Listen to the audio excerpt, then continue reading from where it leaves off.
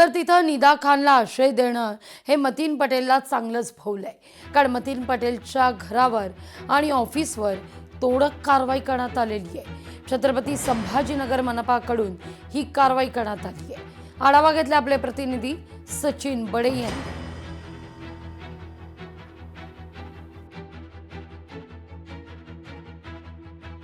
MIM नगरसेवक मतीन पटेलच्या अतिक्रमणावर महानगरपालिकेनं थेट कारवाई सुरू केलेली आहे.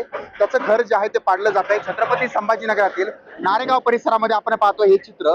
सकाळच्या सुरुवातीलाच या ठिकाणी कारवाई करण्यात आलेली आहे. तीन जेसीबी लावण्यात आलेले आहेत आणि ही या ठिकाणी पाडकाम जे आहे ते सुरू केलेलं आहे.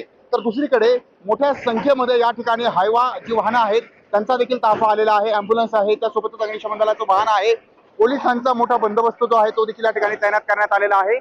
छत्रपती संभाजीनगरमध्ये सर्वाधिक जास्त चर्चेत असलेला विषय म्हणजे नगरसेवक मतीन पटेल याचं अतिक्रमण पाडणार की सोडणार हा सर्वात मोठा महत्वाचा प्रश्न जो होता तो निर्माण झालेला होता. मात्र त्यानंतर महानगरपालिकेनं आता या ठिकाणी धडक कारवाई सुरू केलेली आहे. छत्रपती संभाजीनगरातील नारेगाव परिसरामध्ये हे मतीन पटेलचं जे अतिक्रमण आहे ते पाडतानाचं दृश्य आपण पाहतोय. अक्षरशः या ठिकाणी पूर्णपणे हे अतिक्रमण जमीनदोस्त केलेलं आहे. तर दुसरीकडे अतिक्रमण हटाव पथक जे आहे या ठिकाणी दाखल झाले. सकाळच्या वेळेलाच सकाळच्या 17लाच त्यांनी मोठी कारवाई जी आहे ती या ठिकाणी केलेली आहे. त्यामुळं या कारवाईच्या माध्यमातून त्यांनी कुठल्याही प्रकारचं अतिक्रमण ठेवणार नाही असं या ठिकाणी दाखवून दिलेलं आहे. आणि महत्वाचं म्हणजे या ठिकाणी अतिक्रमण हटवण्याची मोहीम ही सकाळच्या 17 सकाळच्या सुरुवातीलाच सुरू करण्यात आली आहे. त्यामुळं या ठिकाणचं अतिक्रमण जे आहे ते जमीनदोस्त झालंय. तर दुसरीकडे मतीन पटेलचं कार्यालय जे आहे ते देखील जमीनदोस्त केलेलं आहे. त्यामुळं मतीन पटेलवर कारवाई कधी केली जाणार हा प्रश्न उपस्थित केला असताना छत्रपती संभाजीनगरमध्ये ते अतिक्रमण जमीनदोस्त केलंय. सचिन बडे, लोकशाही मराठी, छत्रपती संभाजीनगर. तर मतीन पटेलच्या घर आणि ऑफिसवर ही तोडक कारवाई करण्यात आलेली आहे. सकाळी 6:15च्या दरम्यानच या कारवाईला सुरुवात झालेली आहे. ही दोन दृश्य आपण पाहतोय. एकीकडे मतीन पटेलचं घर ज्या ठिकाणी तोडक कारवाई, तर दुसरीकडे मतीन पटेलच्या ऑफिसवर देखील कारवाईचा बडगा आहे. बुलडोझर पॅटर्न महाराष्ट्रातही मतीन पटेलच्या घर आणि कार्यालयावर बुलडोझर फिरवलाय.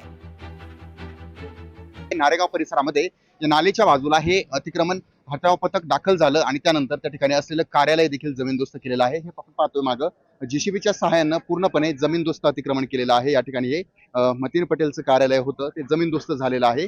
नारेगाव परिसरामध्ये मोठ्या बंदोबस्तामध्ये ही कारवाई जी आहे ती करण्यात आलेली आहे. ही कारवाई कधी केली जाणार या संदर्भात न्यायालयामध्ये देखील ही कारवाई थांबवण्यासाठी न्यायालयामध्ये एमआयएमचे काही नेते गेलेले होते आणि त्यांनी ही बाजू जी होती ती मांडली होती. 15 दिवसाचा त्यांनी कालावधी मागितलेला होता.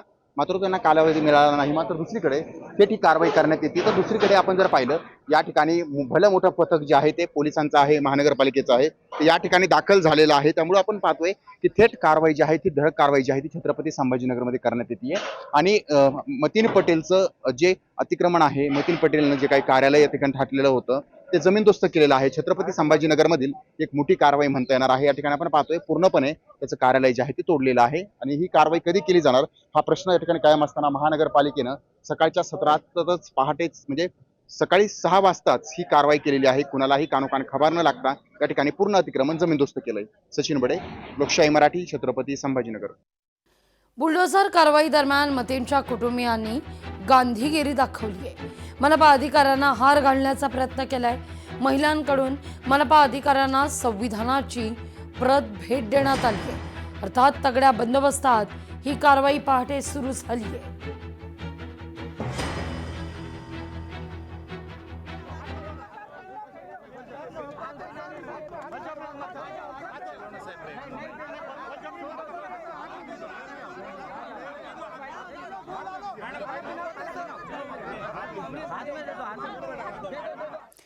तर तिथं छत्रपती संभाजीनगरमध्ये एमआयएमला गळतीच आहे. मतीन पटेल नंतर आता नगरसेवक मिराज खान अटकेत आहे. मनपा निवडणुकीत तिसऱ्या अपत्याची माहिती दडवल्याचा आरोप आहे. बनावट जन्म प्रमाणपत्राचा वापर केल्याचा आरोप हा देखील होतोय.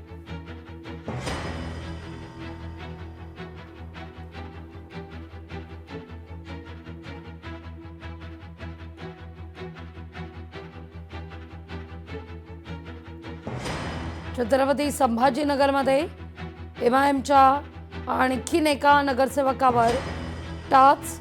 अधिक माहिती घेण्याकरता थेट जाऊया छत्रपती संभाजीनगरमध्ये आपले प्रतिनिधी सचिन बडे यांच्याकडे।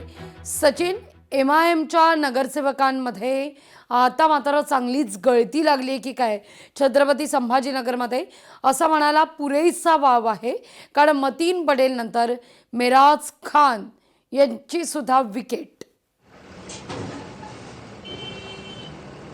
लागवीजी, MIM पक्षाच्या नगरसेवकांवर संकट कमी व्हायला तयार नाहीये, संकट वाढतच चाललेली आहेत। कारण एक नगरसेवकाचं अतिक्रमण पाडलंय, दुसरा नगरसेवक आता पोलिसांच्या ताब्यामध्ये आहे। कारण या ठिकाणी एक अर्ज भरत असताना त्या अर्जामध्ये तिसऱ्या दाम्पत्यासंदर्भामध्ये माहिती चुकीची भरलेली होती, त्यामुळे ही संपूर्ण कारवाई जी आहे ती करण्यात आली। कारण पोलिसांनी अटक केलेली आहे, या संदर्भात चौकशी केली जाते आणि बनावट दाखला प्रमाणपत्र जे आहे तो बनवलेला आहे आणि हे बनवल्याच्या नंतर पोलिसांना ही माहिती समोर आली आणि पोलिसांनी त्या नगरसेवकाला ताब्यात घेतलेलं आहे। त्यामुळं दुसऱ्या नगरसेवकाची देखील अडचण वाढलेली आहे। तर एक नगरसेवक होता, त्या तिसऱ्या नगरसेवकावर देखील गंभीर स्वरूपाचे आरोप झाले होते, त्यामुळे त्या प्रकरणामध्ये देखील नगरसेवक याआधी देखील एका अडचणीत होता। हा तिसरा नगरसेवक होता जो मतीन पटेल, त्याची देखील अडचण वाढली। म्हणजे MIMच्या 3 नगरसेवकांवर कारवाई संकट ही कायम असल्याचं आपण पाहतोय। तर आता MIMच्या एका नगरसेवकाचं कार्यालय आहे, घर आहे आणि ज्या ठिकाणी निदा खानला आश्रय दिला होता ते घर देखील आता जमीनदोस्त केलं जाणार आहे। त्यामुळे छत्रपती संभाजीनगरमध्ये MIMच्या अडचणी वाढतच चाललेल्या आहेत। लागवीजी, अगदी सचिन, धन्यवाद तुम्ही दिलेल्या एकूण सविस्तर माहिती करता। लोकशाही मराठी ऐका, पहा, जागरूक रहा।